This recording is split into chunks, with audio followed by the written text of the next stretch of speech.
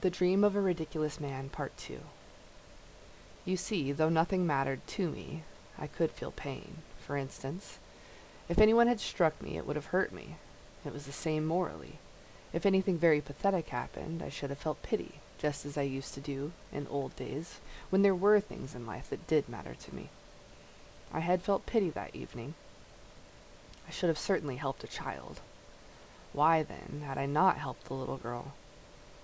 Because of an idea that occurred to me at the time, when she was calling and pulling at me. A question suddenly arose before me that I could not settle it. The question was an idle one, but I was vexed. I was vexed at the reflection that if I were going to make an end of myself that night, nothing in life ought to have mattered to me. Why was it that all at once I did not feel that nothing mattered, and was sorry for the little girl?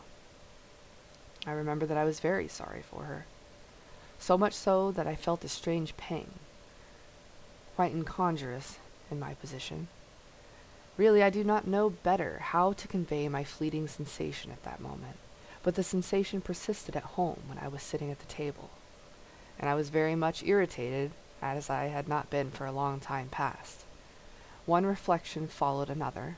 I saw clearly that so long as I was still a human being, and not nothingness, I was alive, and so could suffer, be angry, and feel shame at my actions. So be it.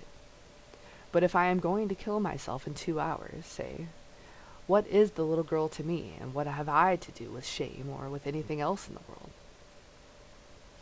I shall turn to nothing, absolutely nothing.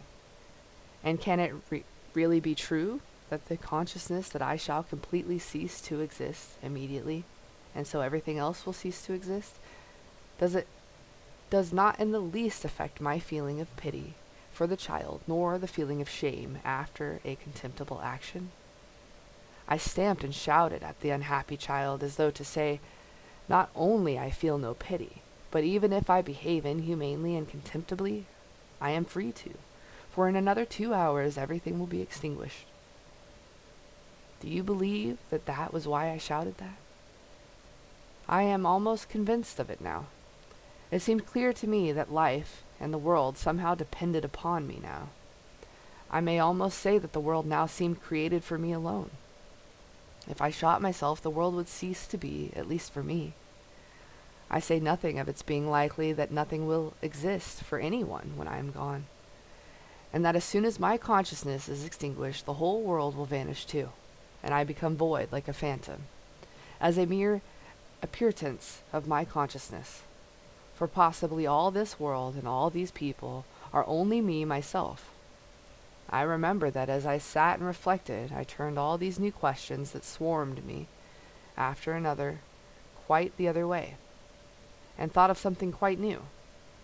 For instance, a strange reflection suddenly occurred to me that if I had lived before on the moon or on Mars, and there had committed the most disgraceful and dishonorable action, and had there been put to such shame and ignominy as one can only conceive and realize in dreams and nightmares, and if, finding myself afterward on earth, I were able to retain the memory of what I had done on the other planet, and at the same time knew I should never, under any circumstances, return there, then looking from the earth to the moon, should I care or not?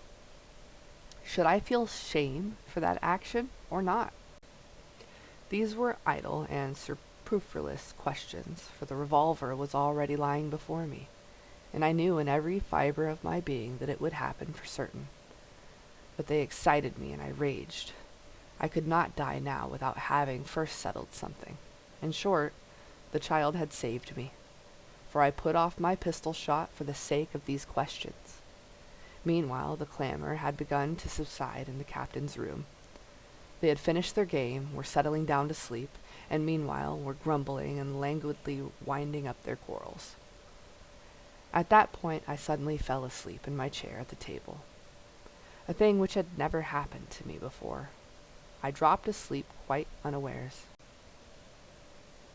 Dreams, as we know, are very queer things. Some parts are presented with appalling vividness, with details worked up with the elaborate finish of jewelry, while others ones gallop through, as it were, without noticing them at all, for instance, through space and time. Dreams seem to be spurred on not by reason, but by desire.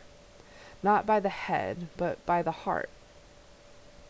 And yet what complicated tricks my reason has played sometimes in dreams, what utterly incomprehensible things happen to it. My brother died 5 years ago, for instance. I sometimes dream of him. He takes part in my affairs. We are very much interested, and yet all through my dream I quite know and remember that my brother is dead and buried. How is it that I am not surprised by that? Though he is dead, he is here beside me and working with me? Why is it that my reason fully accepts it? But enough. I will begin about my dreams. Yes, I dreamed a dream, my dream of the 3rd of November. They tease me now, telling me that it was only a dream. But does it matter whether it was a dream or reality if the dream made known to me the truth? If once one has recognized the truth and seen it, you know that it is the truth, and that there is no other, and there cannot be, whether you are asleep or awake. Let it be a dream, so be it. But the real life of which you make so much I had meant to extinguish by suicide. And my dream, oh, it revealed to me a different life, renewed, grand and full of power. Listen.